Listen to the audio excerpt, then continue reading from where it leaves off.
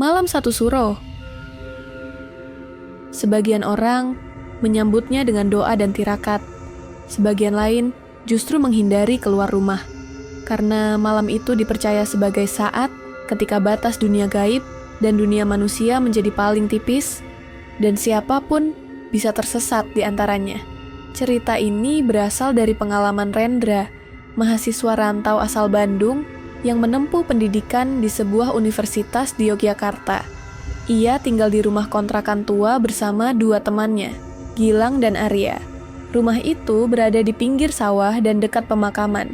Sejak awal pemilik rumah sudah memperingatkan, kalau bisa, jangan ribut malam Satu Suro. Jangan keluar rumah dan jangan menyalakan musik keras-keras. Tapi anak-anak muda tak semuanya percaya hal seperti itu, termasuk Rendra. Tepat malam Satu Suro, Gilang sedang pulang kampung. Arya pergi ke kampus karena ada rapat organisasi. Rendra tinggal sendiri di rumah kontrakan. Ia mengisi malam itu dengan menonton film horor sambil makan mie instan.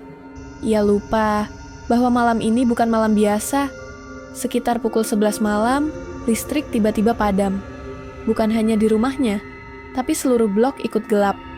Rendra mengambil lilin dan mencoba menenangkan diri. Tapi saat menuju dapur, ia mendengar suara aneh, seperti langkah kaki menyeret di luar rumah. Langkah itu terdengar perlahan, tapi jelas, makin lama makin dekat. Ia menempelkan telinga ke dinding dan suara itu berhenti tepat di luar jendela. Perlahan, ia mengintip lewat celah dan melihat sesuatu berdiri di sana. Hitam, tinggi. Diameter wujud itu bukan manusia. Terlalu tinggi, terlalu kurus, dan tubuhnya tampak seperti diselimuti kabut. Tapi, yang membuat Rendra ketakutan adalah wujud itu menghadap ke arah jendela. Seolah tahu, Rendra sedang mengintip. Rendra langsung mundur, jantungnya berdebar kencang. Ia mengunci pintu kamar dan bersembunyi di bawah selimut. Tapi suara itu kembali. Kali ini bukan langkah, melainkan suara gamelan, pelan, lirih, dari arah belakang rumah. Ia mencoba mengabaikan, berpikir itu hanya halusinasinya. Tapi suara itu makin nyata. Diselingi suara sinden yang melengking lembut, seolah datang dari dunia lain. Padahal tak ada rumah lain di belakang rumah kontrakan itu. Hanya sawah dan kebun bambu. Puncaknya terjadi ketika ia mendengar suara pintu depan diketuk 3 kali. Tok, tok, tok. Dan kemudian suara seorang wanita pelan memanggil, "Dra, bukain dong, aku kedinginan." Rendra mematung. Suara itu sangat familiar. Suara mantan pacarnya yang meninggal setahun lalu karena kecelakaan motor. Yang anehnya, malam itu adalah tepat setahun dari hari kematian wanita itu. Dan suara di luar terus memanggil namanya. Dengan tangan gemetar, ia mendekati jendela dan mengintip dari tirai. Sosok itu berdiri di depan pagar. Wajahnya pucat, senyumannya dingin, dan matanya kosong, hitam sepenuhnya.